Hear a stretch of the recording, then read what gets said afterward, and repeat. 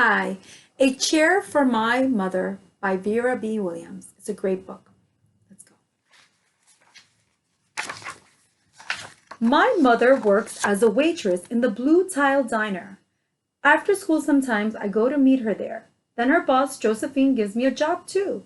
I wash the salts and the peppers and fill the ketchups. One time, I peeled all the onions for the onion soup. When I finish, Josephine says, "Good work, honey," and pays me. And every time I put half of my money into the jar.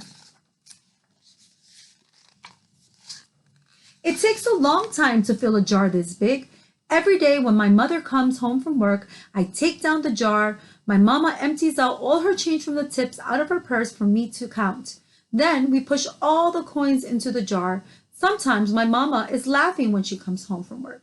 Sometimes she's so tired she falls asleep while I count the money out into piles. Some days she has lots of tips. Some days she only has a little.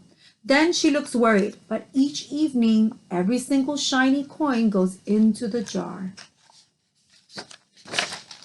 We sit in the kitchen to count the tips. Usually, Grandma sits with us too. While we count, she likes to hum. Often she has money in her old leather wallet for us. Whenever she gets a good bargain on tomatoes or bananas or something she buys, she puts by the savings and they go into the jar.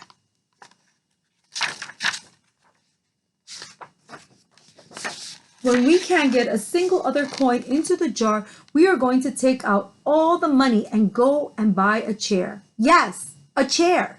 A wonderful, beautiful, fat, soft armchair. We will get one covered in velvet with roses all over it.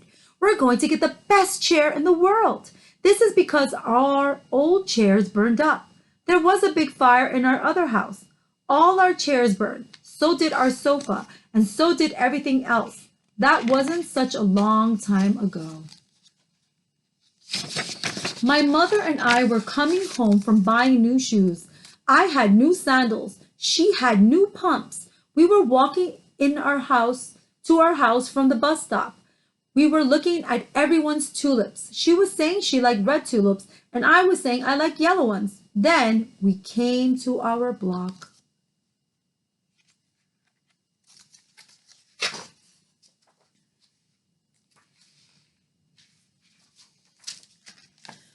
Right outside our house stood two big fire engines. I could see lots of smoke. Tall orange flames came out of the roof. All the neighbors stood in a bunch across the street. Mama grabbed my hand and we ran. My Uncle Sandy saw us and ran to us. Mama yelled, "Where's Mother?" I yelled, "Where's Grandma?" My Aunt Ida waved and shouted, "She's here! She's here! She's okay, don't worry!" Grandma was all right. Our cat was safe too, though it took a while to find her, but everything else in our house was spoiled.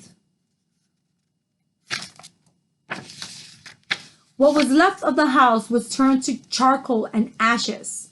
We went to stay with my mother's sister, Aunt Ida, and Uncle Sandy. Then we were able to move into the apartment downstairs. We painted the walls yellow. The flowers were all shiny, but the room was empty.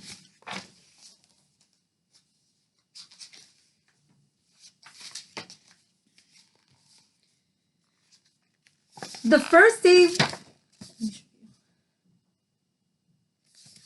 The first day we moved in, the neighbors brought pizza, cake, and ice cream, and they brought a lot of other things too.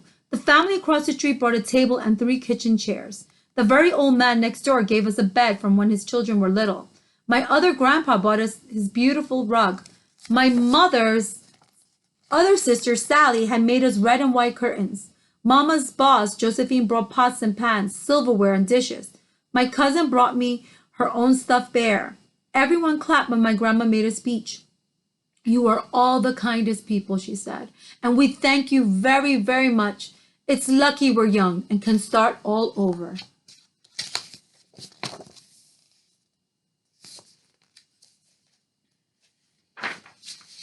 That was last year, but we still had no sofa and no big chairs. When Mama comes home, her feet hurt.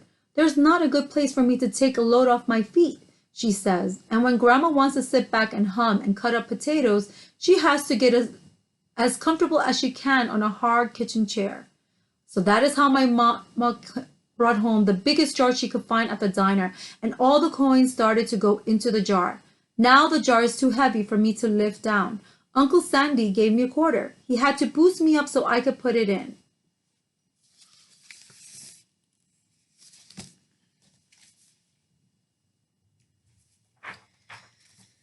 After supper, and Mama and Grandma and I stood in front of the jar. Well, I never would have believed it, but I guess it's full, Mama said.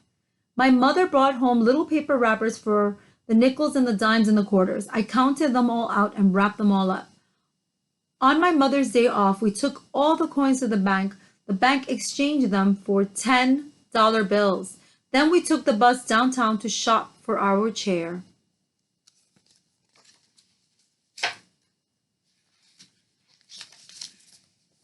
We shopped through the 4 furniture stores. We tried our big chairs and small ones, high chairs and low chairs, soft chairs and harder ones. Grandma said she felt like Goldilocks in the Three Bears, trying out all the chairs.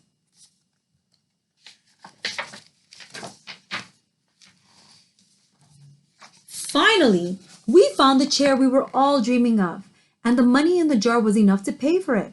We called Aunt Ida and Uncle Sandy. They came right down in their pickup truck to drive the chair home for us. They knew we couldn't wait for it to be delivered.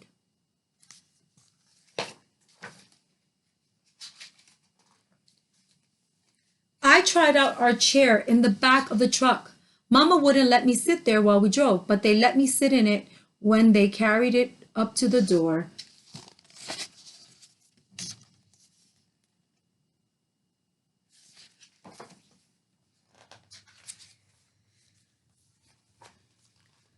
We set the chair right beside the window with the red and white curtains.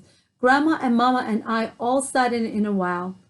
Aunt Ida took our picture. Now Grandma sits in it and talks with people going by in the daytime. Mama sits down and watches the news on TV when she comes home from her job. After supper, I sit with her and she can reach right up and turn out the light if I fall asleep in her lap.